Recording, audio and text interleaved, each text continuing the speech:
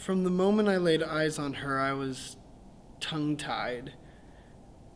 It felt as if 1,000 cotton balls had been stuffed into my mouth. She was the most beautiful thing I had ever seen.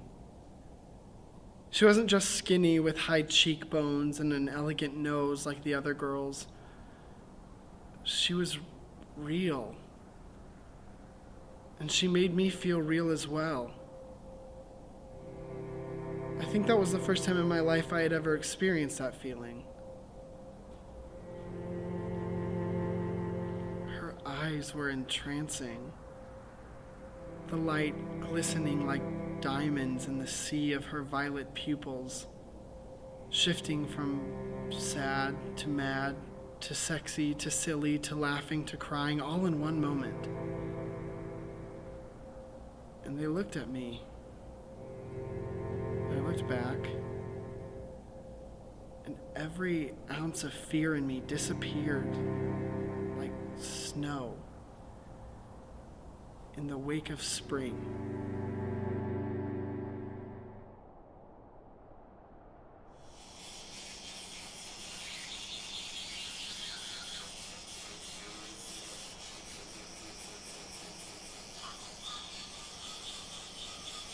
Hey, babe. Huh? Why does Kenny hate us so much? What? Why does Kenny hate us so much? Are you being serious? Yes? Rachel, Kenny loves you. I mean, he really loves you. Like, if he liked you anymore, I'd be concerned. I don't mean me, I mean us. Together. Why doesn't he like us?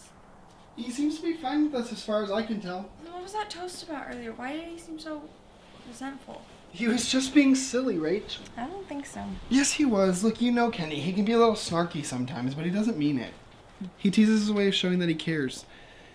I'm sure that everything's fine. Don't you remember how happy he looked at the wedding? He was happy when we went inside, but he was scowling through most of the service. Because he was cold. It didn't have anything to do with us getting married. No, Sam, that's not it. He definitely seemed really uncomfortable being there. Well, standing in a tux in 30-degree weather is really uncomfortable. Sam, come on. Okay, look, don't you remember him dancing with Padge? Madge, right. And he kept coming up to us and making us kiss. He was having way too much fun to be brooding about anything. I don't know. He's been weird ever since the wedding.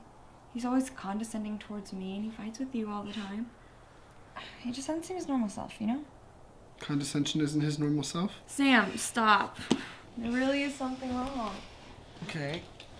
Well, do you think it could be about the two of you? No. I don't know.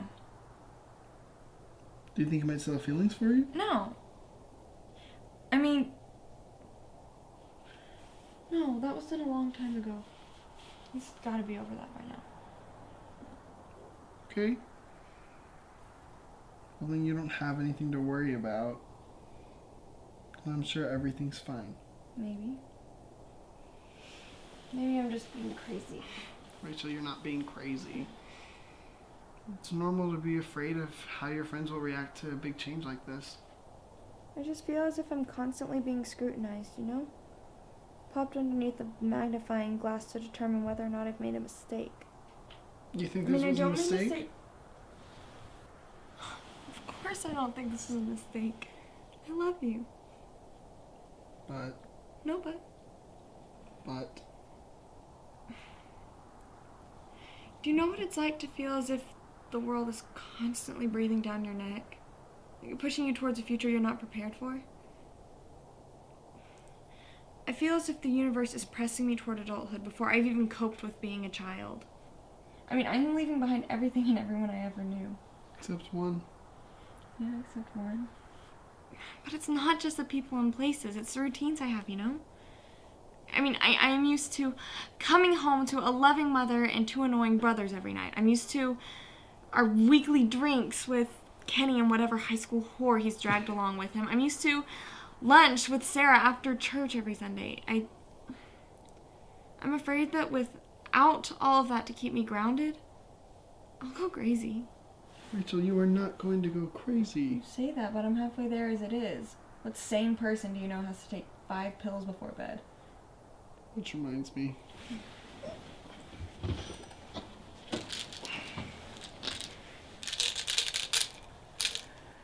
It'll take some getting used to for sure, but we'll adjust. We always do. I'm just scared, Sam. I'm frightened out of my wits, and I don't know why. Hey, babe. I'm here for you, Rach. I know. Till death do us part, I've got your back. What are you afraid of?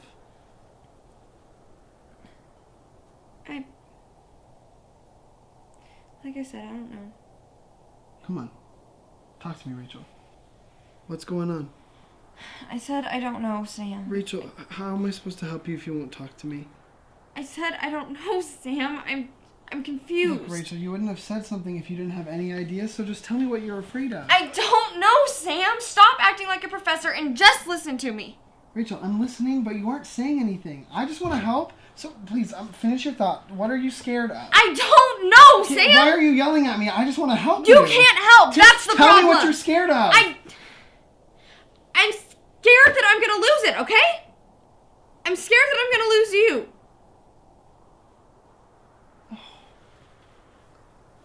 Rachel. I'm scared that we're going to leave here and it's going to be like Disney World all over again, and I'm going to go all, here's Johnny, all on you, and you're not going to know how to handle it. I just know you're going to end up hating me, and I'm going to die alone. Rachel, I am not going to hate you. That's just not going to happen. I'm in this for the long haul. Personal quirks and all. You could go absolutely bonkers and it wouldn't matter to me. Look. No matter what, we have our love to glue us together through thick and thin. Got married because of that love, remember?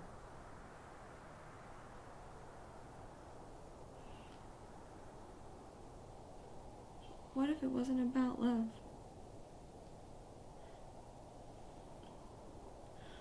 What if this wasn't about the two of us doing what was best for us? What if this was just an emotional explosion spawned out of too many late nights together? What if you and I didn't really want to be together but got roped into this by our fear of losing each other? What if you didn't really love me? What if I don't really love you? Well, it's a little late to be figuring that out, don't you think? Maybe. That's how I feel.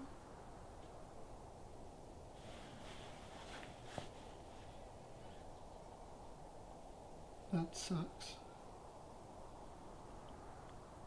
Yeah.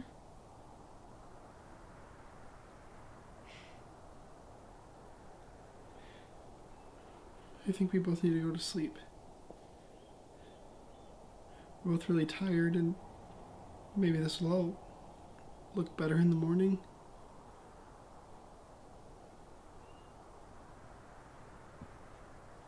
Maybe.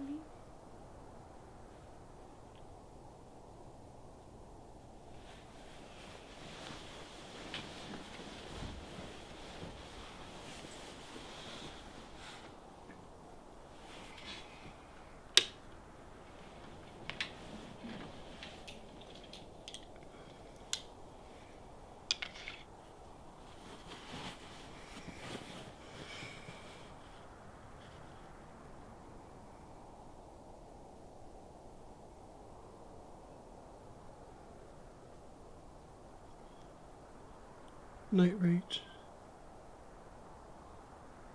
Night. I love you.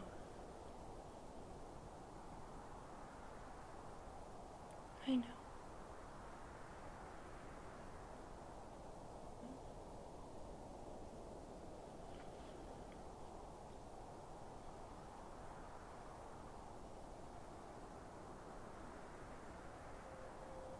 I love you too.